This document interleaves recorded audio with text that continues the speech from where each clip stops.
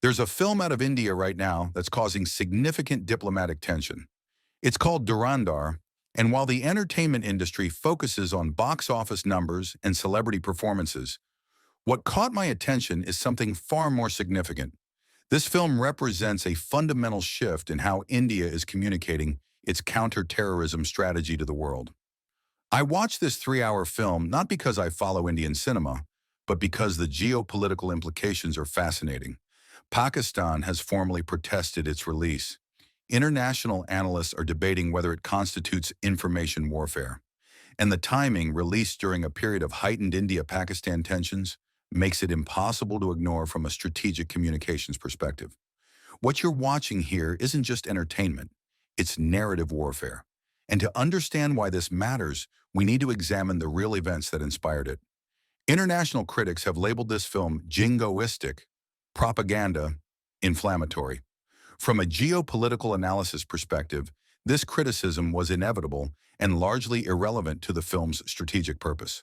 When American films depict CIA operations, Argo, Zero Dark 30, countless others, they're praised as intense thrillers. When Israeli films show Mossad assassinations, they're complex moral examinations. When Indian cinema does the equivalent, suddenly it's propaganda.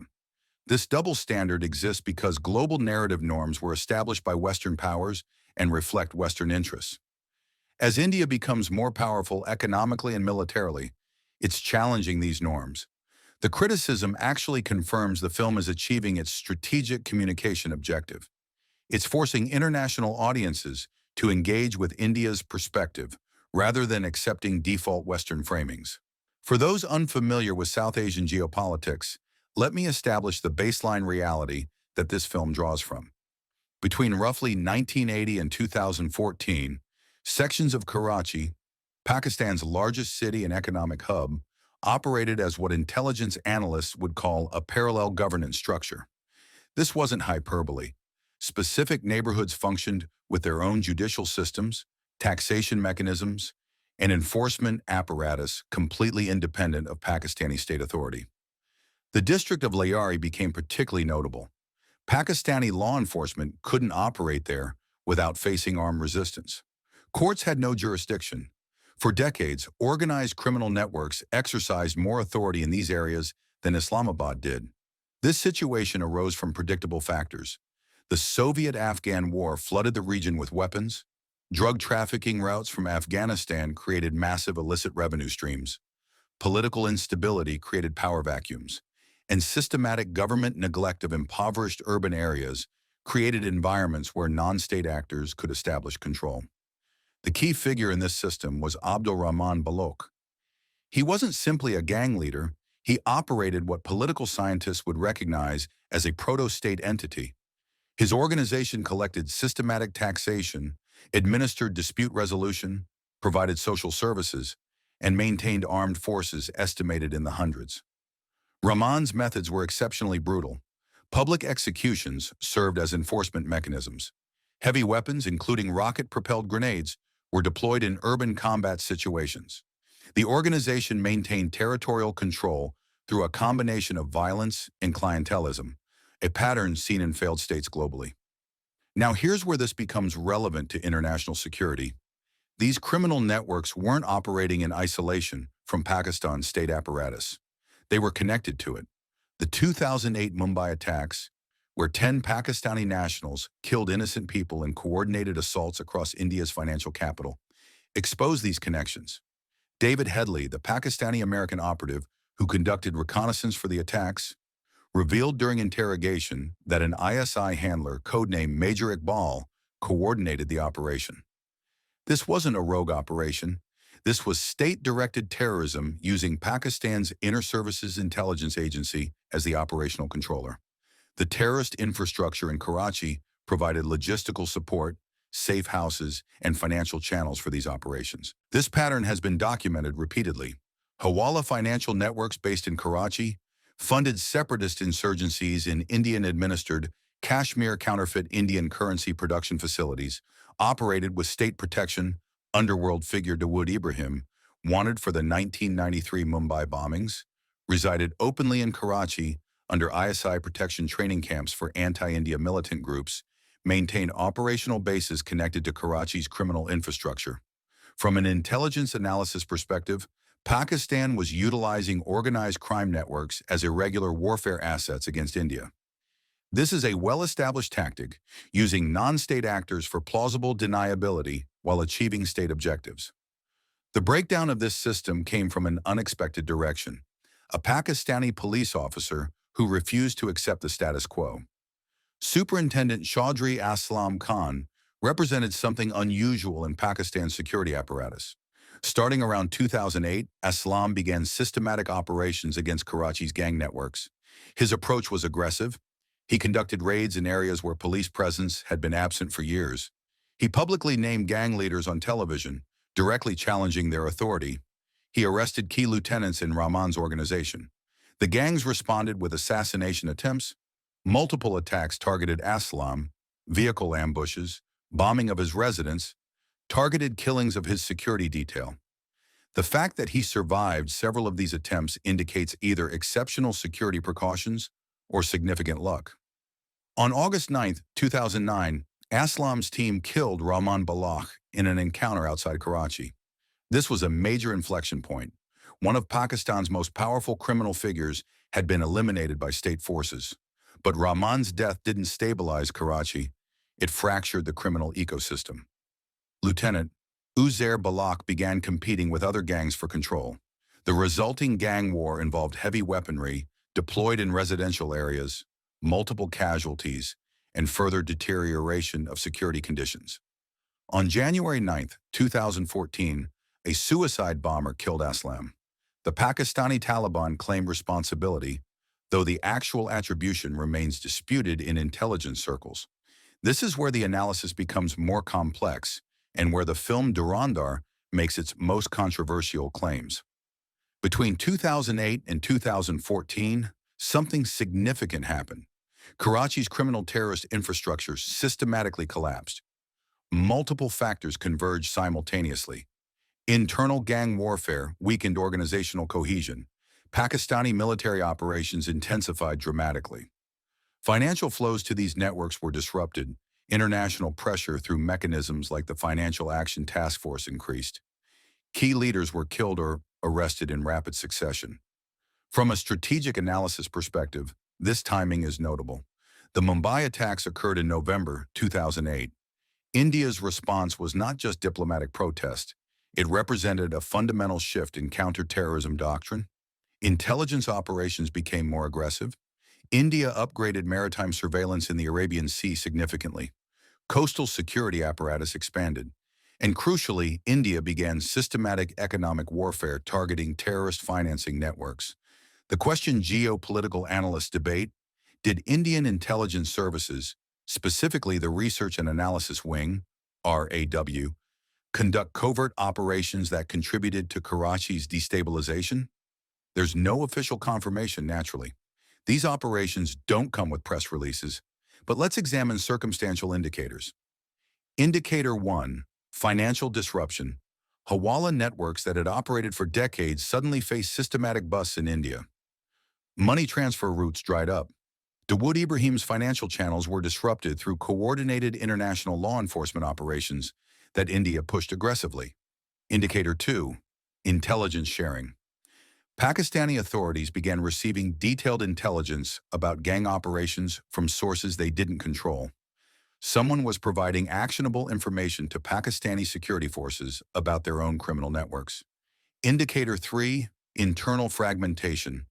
The unified gang structure splintered into warring factions almost immediately after 2008. Internal conflicts that destabilize adversary organizations are a textbook intelligence operation tactic.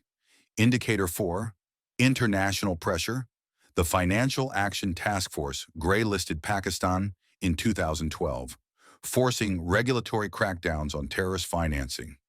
India was a key advocate for this designation, using diplomatic channels to build international consensus. Indicator 5, operational exposure. Information about ISI connections to terrorist groups began appearing in international media with unusual specificity. This suggests systematic intelligence leaking to shape global perception. Former Pakistani security officials have made oblique references to foreign intelligence involvement in Karachi's gang wars. These statements are never specific, never officially attributed, but they appear consistently in off-record conversations. What we're looking at here is textbook covert action.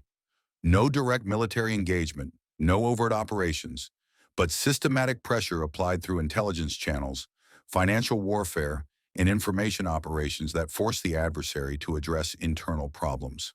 From a strategic studies perspective, if India did conduct these operations, the methodology was sophisticated.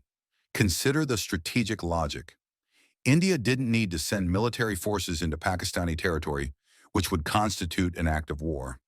Instead, India could disrupt financial networks supporting terrorism, provide intelligence that enabled Pakistani forces to eliminate criminal groups, create conditions where Pakistan's own internal security apparatus had to destroy infrastructure that had previously served Pakistan's anti-India operations, use international mechanisms to force regulatory compliance, shape global narrative about Pakistan's role in terrorism.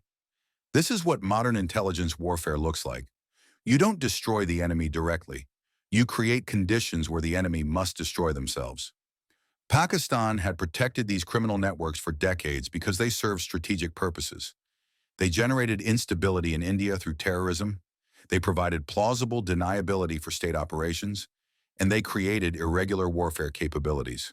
But once external pressure made these networks more costly than valuable, Pakistan had no choice but to dismantle them. The same infrastructure that Pakistan used against India became Pakistan's own national security threat. The Rangers operation that began in 2013 arrested thousands, killed dozens of gang leaders, and systematically dismantled criminal infrastructure. But this operation occurred under external pressures that India had systematically built. Which brings us back to Dhurandhar and why it matters geopolitically. This film does something that Indian cinema has historically avoided. It explicitly portrays Pakistani state institutions, particularly the ISI, as hostile actors conducting terrorism against India. It doesn't present this as individual extremism or rogue elements. It presents it as state policy. The film depicts ISI officers coordinating terrorist operations, Pakistani criminal networks providing logistical support for attacks on India, Indian intelligence services conducting covert operations inside Pakistan. The systematic nature of Pakistan's terrorism infrastructure. This is strategic narrative construction. India is using soft power. Cinema reaches global audiences to establish its version of events in public consciousness. Compare this to how other nations use film for strategic communication. American cinema has consistently portrayed CIA and military operations as necessary counter-terrorism responses. Israeli films depict Mossad operations as legitimate security measures. Russian cinema presents FSB activities as protecting national sovereignty. Every major power uses entertainment media to shape how global audiences perceive their security operations. Dhurandhar represents India entering this arena more aggressively. The film's release timing is also notable. India is currently positioning itself as a major global power, significant military capabilities, expanding diplomatic influence. Part of that positioning involves controlling your own narrative rather than accepting characterizations imposed by others. For decades, Western media presented India-Pakistan tensions as morally equivalent. Two nations in perpetual conflict with blame distributed equally. This framing served neither accuracy nor India's interests. Films like Dhurandhar reject that framework. They present a specific interpretation. Pakistan conducts state-sponsored terrorism. India responds with legitimate counter-terrorism operations. There is no moral equivalence. Pakistan's response to this film has been predictably hostile. Official protests, media campaigns against the film, accusations of propaganda. This reaction actually serves India's strategic communication goals. When Pakistan protests loudly, it draws more international attention to the film and its claims. When Pakistani media denounces it as anti-Pakistan propaganda, they implicitly acknowledge that the film's depiction of ISI involvement in terrorism is what they're objecting to. This creates a dilemma for Pakistan. Ignore the film and let its narrative spread unopposed, or protest and thereby amplify its reach while looking defensive. From a strategic communications perspective, India wins either way. There are elements of this story that remain genuinely classified. The film suggests Indian intelligence officers operated deep undercover in Karachi, directly engaging with these criminal networks. Is this true? We don't know. Intelligence services don't confirm these operations publicly. Officers who conduct such operations receive no public recognition. Their successes remain classified indefinitely. There are references to an officer called Major Mohit Sharma in various accounts. Some sources suggest this was a deep cover operative who infiltrated Pakistan's criminal terrorist infrastructure. Other sources dismiss this as speculation or composite characters created from multiple operations. The truth is likely compartmentalized in classified files that may never be declassified. This is the nature of intelligence work. Victories achieved in shadows remain in shadows permanently, but we can assess based on outcomes. Karachi's criminal infrastructure collapsed, terrorist financing networks were disrupted. Pakistan's irregular warfare capabilities against India degraded significantly. This occurred under systematic external pressure that benefited India strategically.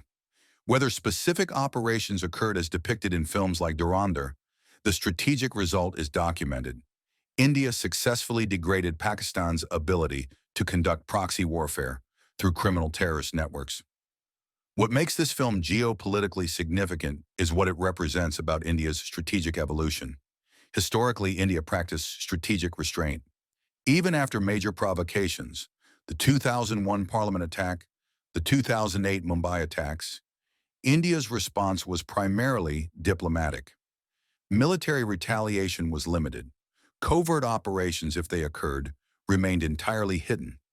This changed decisively after 2014 when Ajit Doval became National Security Advisor. Doval's doctrine, simplified, is don't just defend, actively degrade the adversary's capability to attack. The 2016 surgical strikes after the Uri attack, publicly acknowledged cross-border operations into Pakistani territory, represented a significant departure from previous policy. The 2019 Balakot airstrikes after the Pulwama attack, an aerial assault deep inside Pakistan, escalated this further. Dhurandhar fits into this pattern. It's part of a broader strategic shift where India is willing to publicly acknowledge and even publicize its counterterrorism operations. This represents India moving from reactive defense to proactive deterrence. The message being sent: attacks on India will trigger responses that Pakistan cannot predict or prevent. What we're witnessing is how 21st century conflicts are fought in the information domain. Physical warfare is costly, risky, and internationally constrained. Information warfare, narrative control, perception management, strategic communication is cheaper, lower risk, and potentially more effective. Dhurandhar is a weapon in this information war. It's designed to establish India's counterterrorism narrative in global consciousness, position Pakistan as a state sponsor of terrorism in public perception, generate domestic support for aggressive counterterrorism policies, signal to Pakistan that India will publicize previously covert operations, demonstrate India's growing confidence as a major power. Whether someone watches this film as entertainment misses the point. This is strategic communication dressed as entertainment to show the truth and reality, which makes it more effective. People voluntarily consume entertainment.